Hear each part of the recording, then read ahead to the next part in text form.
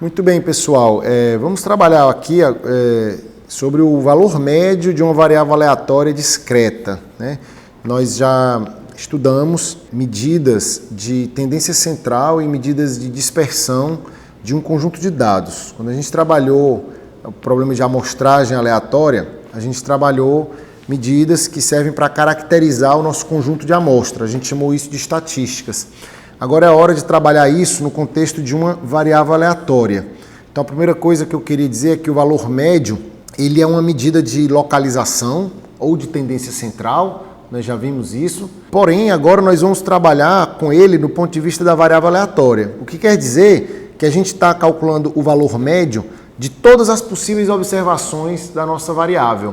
Em outras palavras, isso significa que esse valor médio representa a população. Ele deixa de ser uma mera estatística, ele passa a ser um parâmetro. Ele é um valor constante que representa a média da população. Tá? É assim que a gente deve enxergar o valor médio de uma variável aleatória. E, portanto, por ser uma medida de localização e por representar toda a população, ele pode ser visto como um ponto de equilíbrio. Tá? A melhor forma de achar esse ponto de equilíbrio é calculando uma espécie de centro de massa das probabilidades, né?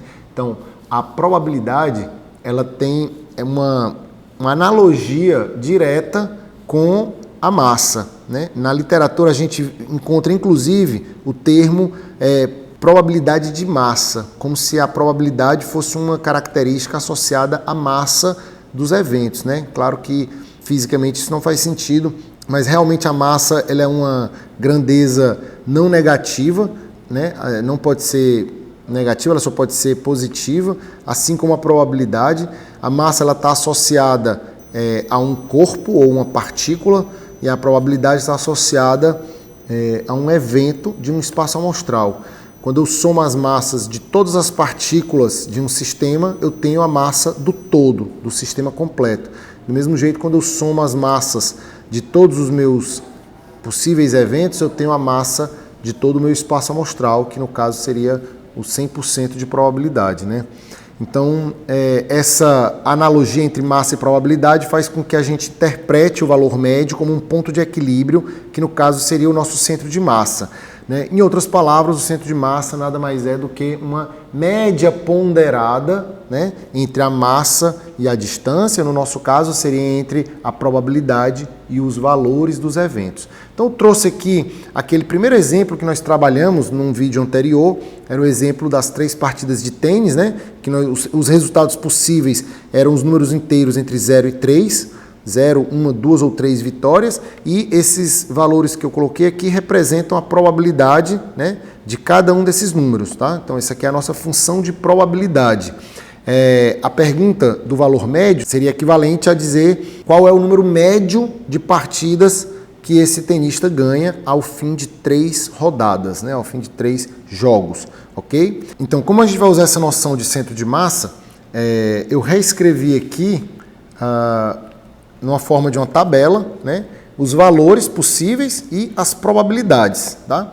E como é que eu faço o centro de massa, né? Se eu imaginasse que aqui eu tinha, imagina, massas depositadas, né, numa certa distância de um eixo, né, onde aqui seria a origem do eixo e aqui seriam as massas depositadas, eu iria simplesmente multiplicar a distância, né, pela massa que está depositada. Né? Então, no lugar de eu usar uma massa, eu estou usando uma probabilidade. E aí eu vou simplesmente fazer isso aqui, né? O x vezes o p de x, né? Isso aqui é a ponderação. Eu estou ponderando, né, o valor de x pelo p de x. Nesse primeiro caso, eu tenho 0 vezes 0,64, 6,4%. Esse produto vai dar 0.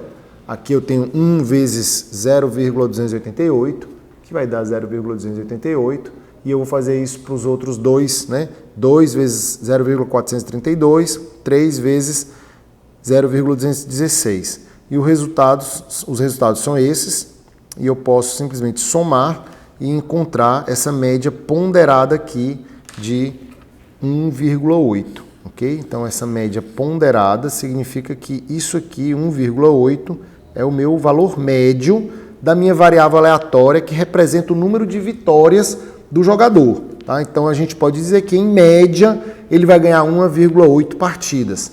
Tá? Não existem 1,8 partidas, é impossível ganhar 1,8 partidas.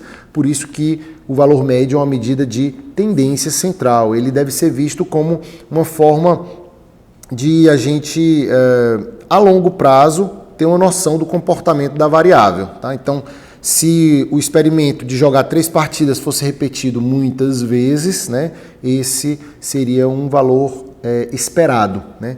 E aí, então, a gente já começa a associar também o valor médio a essa noção de valor esperado.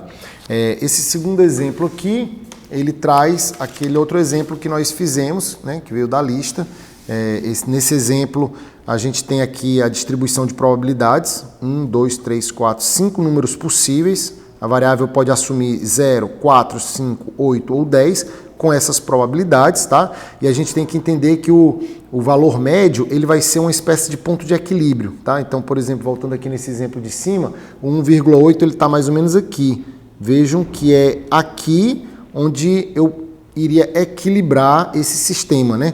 Se eu tivesse que segurar, né, essa reta, né, para que ela não girasse devido ao peso das massas que eu coloquei, esse seria o ponto de equilíbrio. E nesse caso, esse ponto de equilíbrio deve estar também em algum lugar por aqui, né, para evitar que esse sistema gire. Note que eu tenho mais massa do lado direito, eu tenho mais probabilidade do lado direito do que do lado esquerdo. Então, provavelmente, o meu centro de massa, o meu valor médio, ele está mais para o lado direito. Tá? Então, olhando aqui o cálculo, né, do valor médio, eu vou fazer a média ponderada de cada valor, 0 vezes 0,1, que no caso seria isso aqui, vai dar 0. 4 vezes 0,1 vai dar 0,4. 5 vezes 0,4 vai dar 2. 8 vezes 0,2, que vai dar 1,6. E finalmente o 10 vezes o 0,2, né, que vai dar 2 também. Somando todo mundo, a minha média ponderada aqui, né, deu 6. Tá? Então, esse seria o valor médio. Né? O meu centro de equilíbrio está bem aqui no 6. Ó, tá? Então, esse seria o valor médio dessa variável aleatória que tem essa distribuição de probabilidades. Okay? Então, com isso, a gente observa que o valor médio de uma variável aleatória ele é dado por essa expressãozinha aqui, né? É o somatório de cada valor vezes sua probabilidade. E essa expressão, ela ganha na literatura um nome, né, de um operador de variáveis aleatórias, chamado operador esperança, né, ou esperança matemática, certo? O operador esperança, ele tem essa notação de um de x, né? Esperança de x. Note que aqui eu vou usar a variável aleatória com a letra maiúscula, que é uma noção um pouco difícil, né, da gente representar matematicamente, porque essa variável aleatória ela não tem um valor único, o que ela tem são vários valores xi, cada valor xi tem uma probabilidade p de xi. Então, xi e p de xi é o que eu realmente conheço da minha variável aleatória. E são esses valores que eu vou utilizar para achar a esperança da variável. Né? A esperança de uma variável aleatória é isso que define o valor médio da variável aleatória. Então, o valor médio da variável aleatória ele é obtido a partir do cálculo do operador esperança aplicado em cima da minha variável aleatória, em cima da minha distribuição de probabilidades, xi vezes p de xi. O operador esperança tem algumas propriedades que a gente vai poder usar nos nossos problemas, tá? E eu vou apresentá-las rapidamente, depois a gente vai deixar um espaço para demonstrações. Mas, rapidamente falando, as principais propriedades do operador esperança são que a esperança de uma constante é ela própria, então, obviamente que se eu tiro o valor médio de um valor que não é aleatório, que é uma constante, o valor médio é ele próprio, né? Então, seja A uma constante real, a esperança de A é o próprio A, ou seja, o valor médio de um número, que não é uma variável aleatória, é apenas um número, o valor médio disso é o próprio número, ok? Segunda propriedade é que se eu somar uma constante a uma variável aleatória, eu somo o mesmo valor na esperança da variável aleatória. Em outras palavras, se eu somo um valor constante em uma variável aleatória, o valor médio dessa soma é aumentado desse mesmo valor constante. Então, se eu tenho uma variável aleatória e tenho uma constante, tá? Então a constante A e a variável x, quando eu faço x mais A e tiro o valor médio disso, o resultado é o valor médio de x mais A, tá? Simplesmente o valor A é adicionado ao valor médio da variável aleatória, ok? Então esse é o princípio da aditividade, ok? Tem um terceiro princípio que a gente chama de homogeneidade, que é o da multiplicação. Então se eu multiplicar uma constante por uma variável aleatória, eu estou multiplicando também o valor médio por essa constante. Então, vamos lá, se eu tenho uma constante A e uma variável aleatória x, quando eu tiro o valor médio desse produto, o resultado é o valor constante A vezes o valor médio da variável x, ok? Então, isso aqui é o princípio. E quando a gente junta esses dois princípios, a aditividade com a homogeneidade, o que resulta é o princípio da superposição ou a conclusão de que o operador esperança é linear, né? Ele obedece ao princípio da linearidade. Então aqui eu trouxe um exemplo com duas variáveis, eu poderia ter com bem mais variáveis, né? Então desde que eu tenha constantes, tá? Então A e B são constantes e tenha variáveis aleatórias, x e y são variáveis aleatórias.